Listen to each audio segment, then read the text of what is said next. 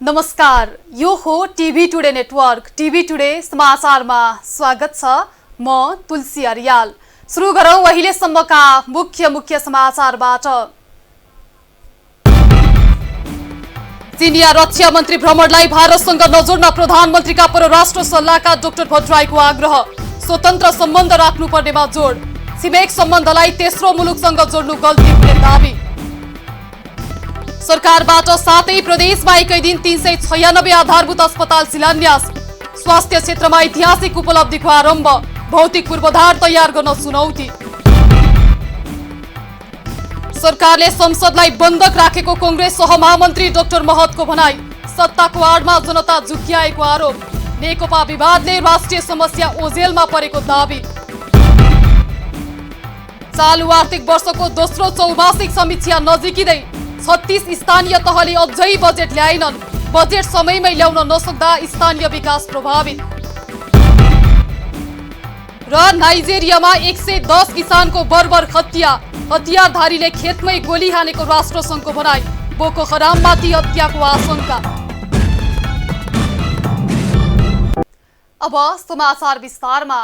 प्रधानमन्त्रीका परराष्ट्र मामिला सल्लाहकार डाक्टर राजन भट्टराईले चीनिया रक्षा मन्त्रीको नेपाल भ्रमणलाई भारतसँग नजोड्न आग्रह गर्नुभएको छ।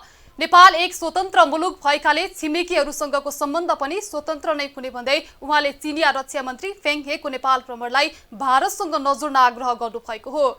चीनिया रक्षा मन्त्री फेङ हे आइतबार नेपालको एक दिने भ्रमणमा आउनुभएको थियो। डाक्टर भट्टराईले छिमेकीहरूसँग नेपालको सम्बन्ध जहिले पनि स्वतन्त्र हुने उल्लेख गर्दै त्यसलाई तेस्रो मुलुकसँग जोड्ने गल्ती गर्न नहुने बताउनुभयो। त्यसलाई थर्ड कन्ट्रीसित जोड्ने कुरा हामीले अगाडि बढायौँ भने त्यहाँ हामी फस्यौँ। त्यो गलत हामीले गर्नु हुँदैन। हाम्रो अर्थात् नेपाल र भारतका बीचको सम्बन्ध भनेको नेपाल भारत बीचका दुईटा स्वतन्त्र मुलुकका बीचको स्वतन्त्र सम्बन्ध हो। नेपाल चीनसितको सम्बन्ध भनेको नेपाल र चीनका बीचको दुईटा स्वतन्त्र मुलुकका बीचको स्वतन्त्र सम्बन्ध हो। नेपाल अमेरिका सम्बन्ध होस् या नेपाल बङ्गलादेश सम्बन्ध होस्, यसरी हामीले छुट्याएर हेर्न सकेनौँ। अनि चीनको भ्रमणमा मतलब चाहिँ कोही आउँदाखेरि भारतलाई छोडेर हेर्ने अनि भारतले कोही डाक्टर भट्टराईले नेपाली सेनालाई वार्षिक रूपमा चीनले दिँदै आएको सहयोगको निरन्तरता बाहेक अन्य कुनै गतिविधि नभएको उहाँले बताउनुभयो।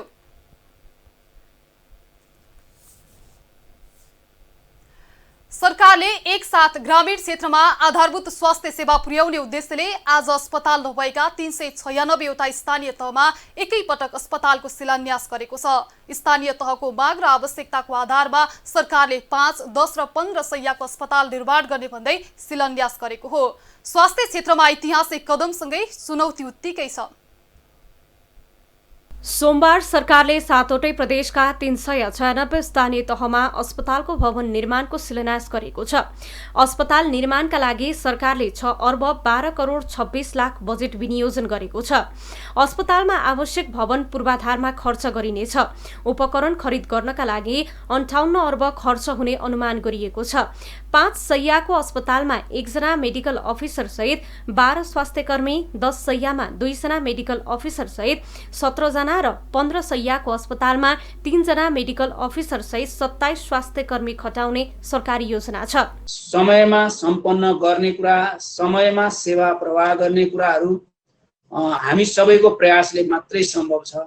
यसमा सरकारले निकै ठुलो रकम विनियोजन पनि गरेको छ। संविधानले दिएको सम्पूर्ण नागरिकहरूको आधारभूत स्वास्थ्य सेवा पाउने हकलाई सुनिश्चित गर्नका लागि सरकारले नित्यता कार्यक्रममा ल्याएर बजेटमै राखेर यो कार्यक्रम गरिएको छ। यसका लागि चाहिने सिकाहरू, चाहिने सम्पूर्ण भवनको डिजाइनहरू, आवश्यक अन्य सम्पूर्ण चिजहरू चाहिने तहसम्म उपलब्ध गराइसकिएको छ। प्रदेश नम्बर 1 मा 186 स्थानीय तहमा, प्रदेश 2 मा 53, बागमती प्रदेशमा 51, गण्डकी प्रदेशमा 53, लुम्बिनी प्रदेशमा 57 र कर्णाली प्रदेशका 42 र सुदूरपश्चिम प्रदेशमा 54 वटा अस्पताल निर्माण गरिनेछ। 2 वर्षभित्र सबै अस्पताल सञ्चालनमा ल्याउने सरकारी योजना छ। कोरोना महामारीमा सरकार असफल भएको भन्दै चौतर्फे आलोचना हुँदै आएको छ। स्वास्थ्य क्षेत्रमा प्रभावकारिता देखाउन नसकेको सरकारले स्थानीय तहमा अस्पताल सञ्चालन गर्न योजना सुरु गरेपछि यसलाई ऐतिहासिक कदमको रूपमा पनि हेरिएको छ। सरकारी नीतिगत रूपमा स्वास्थ्य क्षेत्रमा कदम उठाए पनि भौतिक पूर्वाधार निर्माण र उपकरण खरिदको विषयले सरकारमाथि अझै शंका गर्ने सुविधा छ। कोरोना-19 को महामारी सर्केर गयो अनि त्यसबाट पर्ने परिणामहरू पनि धेरै आएको हुनाले फेसिलिटीहरू धेरै भयो। त्यसबाट हुनाले यो बेलामा के गर्ने भनेपछि सरकारले कमसे कम तत्कालको लागि भनौँ न यो समस्या समाधान गर्न खोजेको छ, सरकार गम्भीर छ भन्ने देखाउनको लागि पनि ल हामीले यस्तो प्रयत्न गरिरहेका छौँ, यदि ठाउँमा खोल्यौँ, यदि ठाउँमा डाक्टर पठायौँ, यतिवटा औषधिको व्यवस्था गर्दैछौँ, अब भ्याक्सिनको लागि पनि खरिद गर्ने काम गरिरहेछौँ भनेर आश्वस्त पार्नको निमित्त गरेका प्रयत्नहरू हुन्। स्वास्थ्य क्षेत्रमा चालू आर्थिक वर्षमा बजेटको उल्लेख्य व्यवस्था गरे पनि सरकारले महामारी नियन्त्रणमा सफलता हासिल गर्न भने सकेन। महामारीमा सरकार असफल बन्दै गएको टिप्पणी भएपछि स्थानीय तहमा स्वास्थ्य सेवा विस्तार गर्न सरकार कसिएको हो। यद्यपि शिलान्यास पछि भवन निर्माण र उपकरण खरिदमा सरकारी तदारुकता कति हुन्छ त्यो भविष्यले नै बताउला। टिभी टुडे एचडी टेलिभिजनका लागि स्वास्थ्य ब्युरोको साथ विनिता केसी, काठमाडौँ।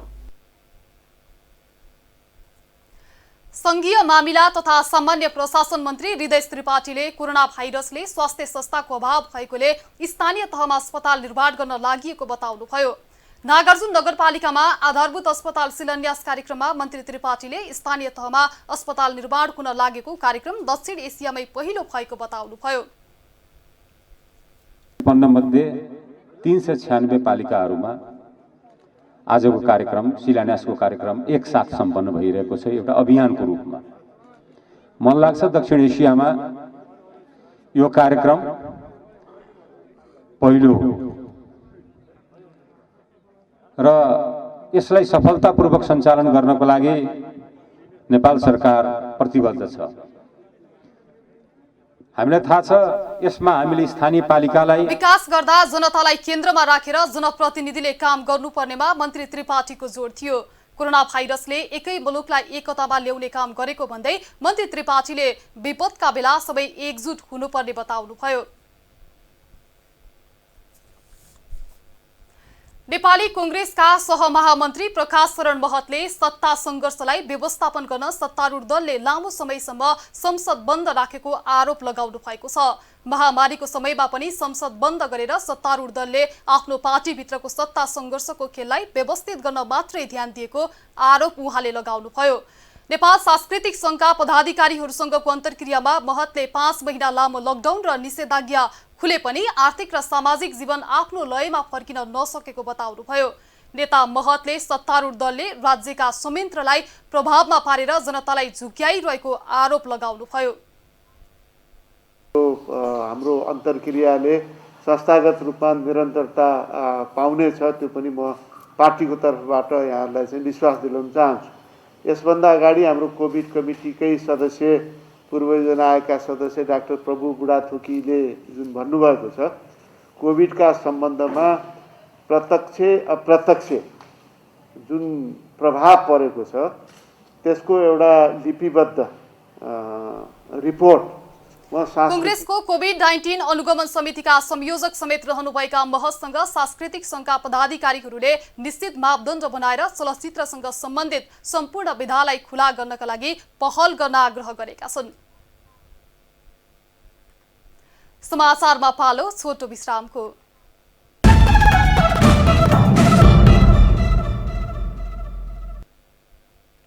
अब बाँकी समाचार। पूर्व श्रम रोजगार तथा सामाजिक सुरक्षा विकास मन्त्री गोकर्ण विष्टले अब प्रत्येक व्यक्तिको स्वास्थ्य सुरक्षाको सुनिश्चित हुने बताउनु भएको छ। देशव्यापी रूपमा सुरु भएको एक स्थानीय तह एक अस्पताल कार्यक्रमको गुल्मीमा शिलान्यास गर्दै पूर्व मन्त्री विष्टले सरकारको कार्यक्रमले नागरिक स्वास्थ्य सुनिश्चित हुने बताउनु भएको हो। नेकपाका नेता समेत रहनुभएका विष्टले अबका सबै कार्यक्रम आर्थिक समृद्धिसँग जोड्नुपर्ने बताउनु भएको छ। गुल्मीको दुर्कोट गाउँपालिकामा 15 शैय्याको अस्पताल भवनको शिलान्यास गरिएको छ। नवनियुक्त कृषि तथा पशुपन्छी विकास मन्त्रालयका सचिव डाक्टर योगेन्द्र कुमार कार्कीले सोमबार पदभार ग्रहण गर्नुभएको छ। मक्सिर 10 गते बसेको मन्त्री परिषदको बैठकले कार्कीलाई सचिवमा नियुक्त गरेको थियो। यसअघि प्रदेशमा रहेर काम गर्नुभएका डाक्टर कार्की कृषि विज्ञका रूपमा समेत परिचित हुनुहुन्छ। संघीय मन्त्रालयको सचिवको कार्यभार सम्हाल्दै डाक्टर कार्कीले किसानले लामो समयदेखि भोग्दै आएको मलको समस्या समाधान गर्न क्रियाशील रहने प्रतिबद्धता व्यक्त गर्नुभएको छ। हाम्रो नेचुरली अर्गानिक फार्मिङलाई र प्राङ्गाणिक मलहरूको उपयोगलाई रासायनिक मलको उपयोगलाई क्रमशः घटाउँदै जाने गर्ने किसिमले जान र अनि कृषि यान्त्रिकरणको कुराहरू, कृषिको यान्त्रिकरण विकास गर्न, जग्गाको चक्लाबन्दीको कुराहरू र सामूहिक खेती प्रणालीको विकासको कुराहरू र ठुला फार्महरूको स्थापना गरेर चाहिँ देशलाई चाहिँ अरू देशको जस्तै बनाउने कुराहरूमा चाहिँ मेरो ध्यान केन्द्रित हुन्छ र त्यतातिर हामी लाग्छौँ। म यहाँहरूलाई के आग्रह गर्न सकिन्छ भने यहाँहरूको सहयोग र निकै अपेक्षा हामीले गरेका छौँ। हाम्रा कृषि क्षेत्रमा धेरै राम्रा कामहरू भएका छन्, त्यसलाई हेरिदिनको लागि म आग्रह गर्न चाहन्छु, त्यसको प्रचार गरिदिनको लागि। 2045मा निजाबती सेवामा प्रवेश गर्नुभएका कार्कीले 32 वर्ष निजाबती सेवामा योगदान गर्नुभएको छ।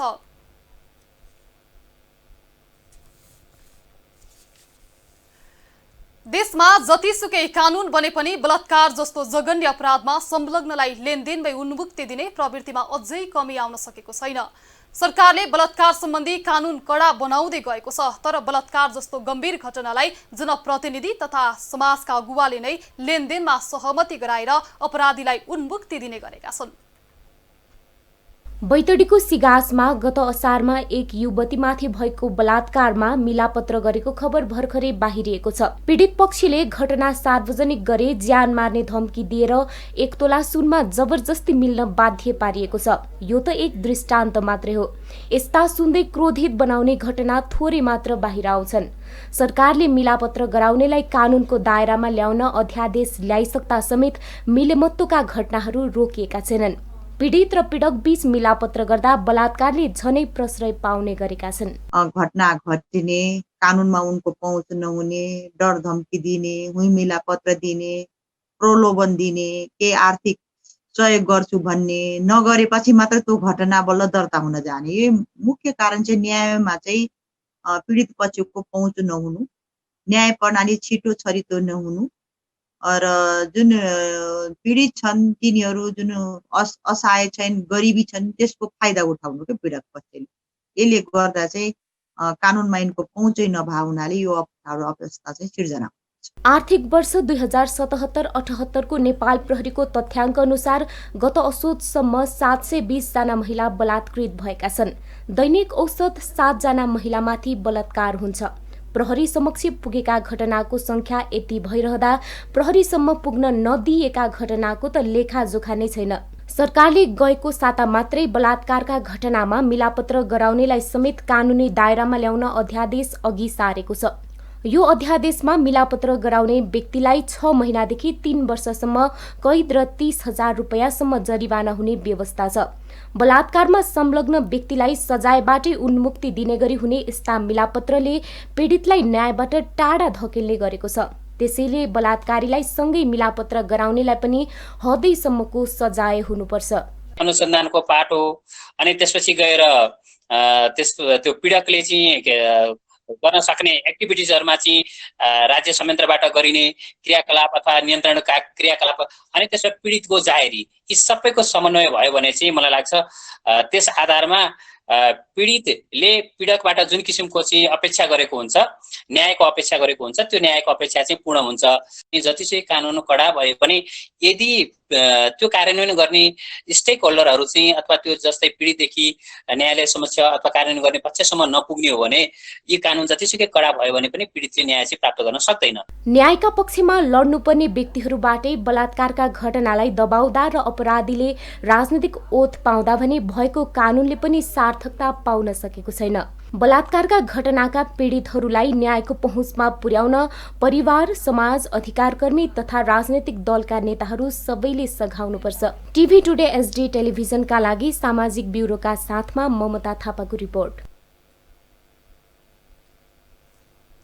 देशभरका स्थानीय तहमा जस्तै सोमबार नागार्जुन नगरपालिकामा पनि अस्पताल भवनको शिलान्यास गरिएको छ। संघीय मामिला तथा सामान्य प्रशासन मन्त्री हृदय त्रिपाठीले अस्पताल भवनको शिलान्यास गर्नुभएको हो। नागार्जुन नगरपालिका वडा नम्बर 7 मा अस्पतालको निर्माण गरिने भएको छ। अस्पताल निर्माणले सबै स्थानीय नागरिकलाई राहत हुने नगरपालिकाले जनाएको छ। नगरवासीहरू आफ्नो स्वास्थ्य सम्बन्धी जुन अहिलेको स्वास्थ्य महँगो छ र हामी अलिकति टाढा जानुपर्छ, स्वास्थ्यको लागि उपचार गर्न नसकेर धेरै तपाईको घरमा तपाईको यो यस्ता दुर्घटनाहरू र सामाजिक विभेदका देशभरि कोरोना संक्रमितले अस्पतालका बेड नपाइरहेको अवस्थामा नगरपालिकामा अस्पताल निर्माण हुनु खुसीको कुरा भएको नगरपालिकाका उपप्रमुख सुशीला अधिकारीले बताउनुभयो। एउटा अस्पताल हुँदा कति सुविधा हुन्थ्यो भन्ने खालको महसुस गरिरहेका छौँ। हामीले देशमा रहेका विभिन्न हस्पिटलहरूमा चाहिँ आइसियुको अभाव भएर हाम्रो नेपालीहरू छटपटिरहेको अवस्थामा हाम्रो नागार्जुन नगरपालिकामा पनि आफ्नै नगर स्तरीय 15 बेडको हस्पिटल बनिरहँदा हाम्रो नागरिकहरूले चाहिँ धेरै सुविधा हुनेछ भन्ने हामीले आशा पनि गरेका छौँ। अस्पताल भवनको शिलान्यास कार्यक्रममा मन्त्री त्रिपाठी, नगर प्रमुख बस्नेत लगायत राजनीतिक दलका नेताहरूको पनि सहभागिता रहेको थियो। सिन्धुपाल्चोकको पाँचपोखरी थाङपाल गाउँपालिकाले पर्यटन प्रवर्धनका लागि विभिन्न कार्यक्रमहरू ल्याएको छ। पर्यटन प्रवर्धनका लागि बक्सिर 19 देखि पुस 5 सम्म प्रथम पाँचपोखरी पिक, युवा पिक तथा तिलमान पास अध्ययन कार्यक्रम सञ्चालित हुने गाउँपालिकाले जनाएको छ। रसुवाको गोसाईकुण्डासँग जोडिएको सिन्धुपाल्चोकको तिलमान पासलाई टुरिस्ट हब बनाउने मुख्य उद्देश्यका साथ अध्ययन गरिनेछ। तम्बाक क्षेत्र र पाँचपोखरीलाई पनि पर्यटन प्रवर्धनको लागि हामी एकदमै संसारभरि चिनाउन चाहन्छौँ। त्यसको निम्ति संसारभरिका पर्यटक, आन्तरिक बाह्य पर्यटकलाई भित्राउनको लागि यो हाम्रो अहिले तिलमान पासको अध्ययन हो। त्यो अध्ययनको लागि त्यहाँको स्थानीय टिम जो पर्वतारोही साथीहरूले यसको लिडिङ गरिरहनु भएको छ। गाउँपालिकाले 5800 मिटर भन्दा कम उचाइका हिमालको नामाकरण र हिमाल आरोहणका लागि प्रोत्साहन गर्ने पनि लक्ष्य लिएको छ। समाचारमा फेरि छोटो विश्राम।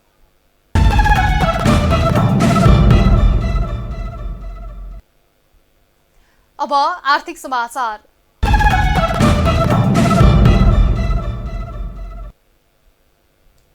संविधानतः स्थानीय सरकारलाई नीति तथा कार्यक्रम र बजेट ल्याउने संवैधानिक अधिकार छ। स्थानीय सरकार सञ्चालन ऐन 2074 अनुसार बजेट नीति कार्यक्रमको कार्यान्वयन गर्ने अधिकार स्थानीय तहलाई भए पनि सरकारी तथ्याङ्क अनुसार 36 स्थानीय तहले चालु आर्थिक वर्षको दोस्रो चौमासिक समीक्षा नजिकै गर्दा समेत बजेट ल्याउन सकेका छैनन्। संविधानतः स्थानीय सरकारले असार 10 भित्र बजेट ल्याउनु पर्ने हो, तर धेरै स्थानीय तहले समयमै बजेट ल्याउन सकेका छैनन्। चालु आर्थिक वर्षको चौमासिक समीक्षा नजिकै गर्दा पनि 36 स्थानीय तहले बजेट ल्याउन नसकेका हुन्। देशभरका 753 स्थानीय तह मध्ये मक्सिर 15 सम्म 717 स्थानीय तहले बजेट ल्याएका छन्। कर्मचारी अभाव, राजनीतिक खिचातानीले स्थानीय तहले बजेट ल्याउन नसक्नु मुख्य कारण हुन्।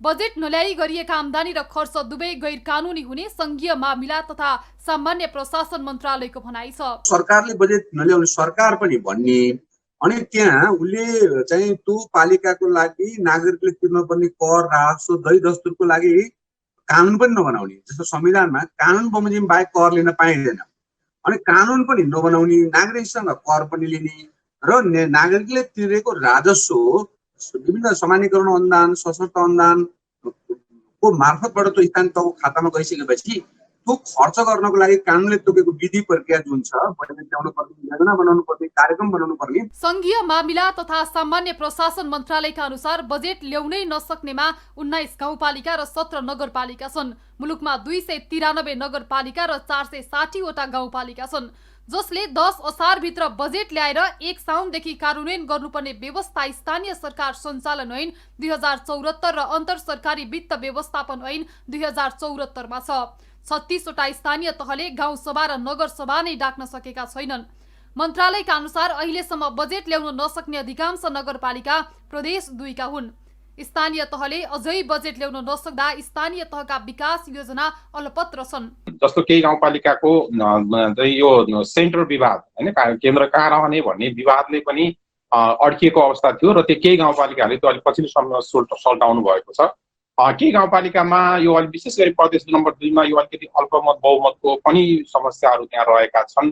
अध्यक्षहरू चाहिँ अलिकति अल्पमतमा परेको र उहाँहरूलाई चाहिँ अलिक असहयोग भएको भन्ने पनि उहाँहरूको गुनासोहरू रहेको छ।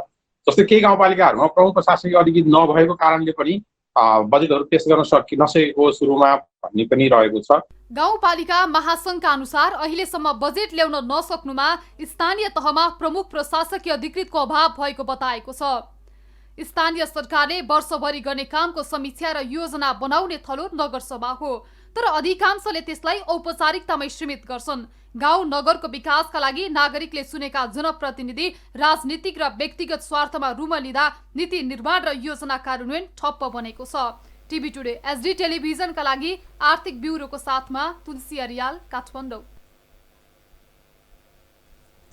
अर्थमन्त्री विष्णु प्रसाद पौडेलले कोभिडका कारण अर्थतन्त्रमा परेको असर न्यूनीकरणका लागि सरकारले अग्रभागमा रहेर भूमिका खेल्ने बताउनु भएको छ। नेपाल आर्थिक पत्रकार समाज सेजनको 23औं वार्षिक उत्सवका अवसरमा आयोजित कार्यक्रममा अर्थमन्त्री पौडेलले कोभिडका कारण अर्थतन्त्रमा परेको असर न्यूनीकरणका लागि सरकार अग्रभागमा रहेर भूमिका निर्वाह गर्न तयार रहेको बताउनुभयो। मात्रैले सक्दैन, यसका निमित्त निजी क्षेत्रसँगको सहकार्य धेरै महत्त्वपूर्ण छ भन्ने मलाई लाग्दछ। यस अर्थमा हामी सरकार, निजी क्षेत्र, सार्वजनिक क्षेत्र सबैको घनिष्ठ सहकार्यमा कोभिडले सृजना गरेका चुनौतीहरूलाई सामना गर्दै विशेष गरिकन लगानी वृद्धि, उत्पादन वृद्धि, रोजगारी सृजना जस्ता विषयहरूमा जसरी कार्यक्रममा नेपाल उद्योग वाणिज्य महासंघका अध्यक्ष शेखर गोल्छाले कोभिडबाट प्रभावित अर्थतन्त्रलाई माथि उकास्न विशेष कार्यक्रम आवश्यक रहेको बताउनुभयो। त्यसैगरी नयाँ उद्यमको सुरुवातको लागि पुँजी र अन्य प्राविधिक सहयोग पुर्याउने स्थायी संयन्त्रको आवश्यकता छ। परियोजना कर्जालाई पूर्ण रूपमा कार्यान्वयनमा ल्याइन्छ।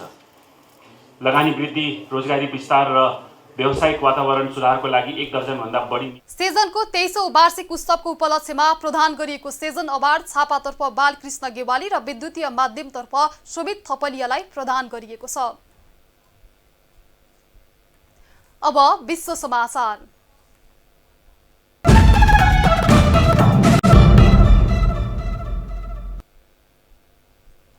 नाइजेरियाको उत्तर पूर्वी क्षेत्रमा कम्तीमा 110 निर्दोष किसानको बर्बर हत्या भएको संयुक्त राष्ट्र संघले जनाएको छ।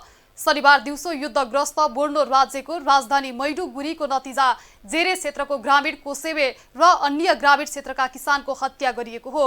नाइजेरिया स्थित संयुक्त राष्ट्र संघले एक विज्ञप्ति जारी गर्दै पुरुष र महिलाहरूमाथि बर्बर आक्रमण भएको बताएको छ। राष्ट्रसङ्घका अनुसार हतियारधारीले कम्तीमा 110 जना किसानको निर्ममतापूर्वक हत्या गरेको बताइएको छ। आक्रमणमा अन्य धेरै घाइते भएका छन्। ठूलो संख्यामा महिलाहरूको अपहरण भएको अनुमान समेत गरिएको छ। बोको हरामले यो आक्रमण गरेको हुन सक्ने आशंका गरिएको छ। अब खेल समाचार।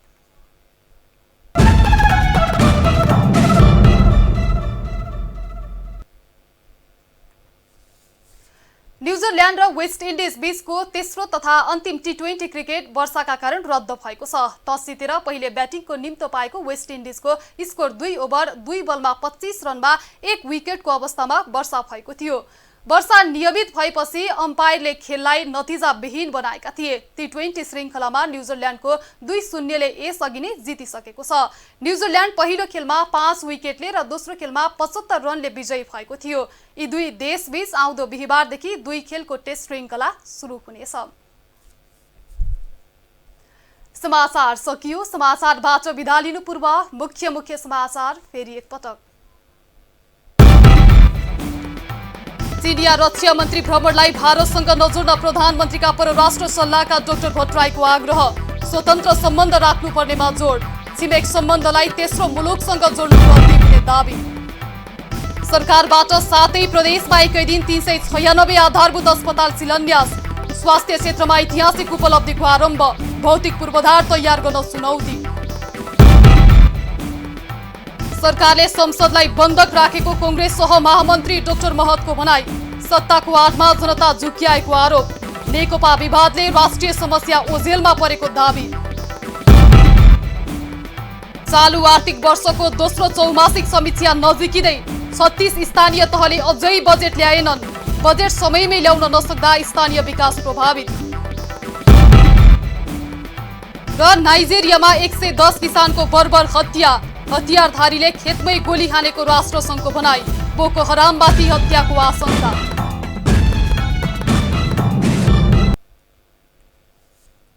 हामीलाई TV today Nepal apps download गरी विश्वभर प्रत्यक्ष हेर्न सक्नुहुनेछ। साथै www.tvtoday.news.com मा गई हेर्न र पढ्न सक्नुहुनेछ भने फेसबुक, युट्युब र ट्विटरमा समेत फलो गर्न सक्नुहुनेछ। विकास निर्माण र जनसरोकारका विषयमा हाम्रो आवाज जारी छ। अहिलेलाई सम्पूर्ण समाचार युनिटका साथ म तुलसी अर्याल पनि बिदा चाहन्छु। टिभी टुडे एचडी हेर्दै गर्नुहोला। नमस्कार।